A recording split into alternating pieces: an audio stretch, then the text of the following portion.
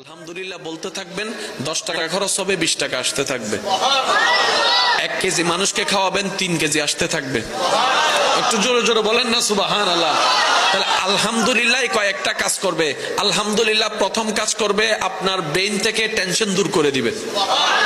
আলহামদুলিল্লাহ আপনার মনের মধ্যে প্রশান্তি এনে দিবে। আলহামদুলিল্লাহ আপনাকে দুশ্চিন্তা থেকে বাঁচাই দিবে।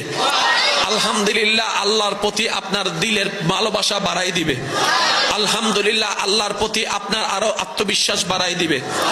আলহামদুলিল্লাহ শুকরিয়া, আল্লাহর প্রশংসা, নিয়ামত আরো বাড়াই দিবে। বলেন সুবহানাল্লাহ।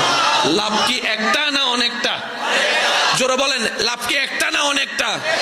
তাহলে আলহামদুলিল্লাহর ভিতর লাভ আছে না নাই? আস্তাগফিরুল্লাহর ভিতর লাভ আছে না নাই? কিন্তু নিতে জানি নাই, ব্যর্থতা আমাদের।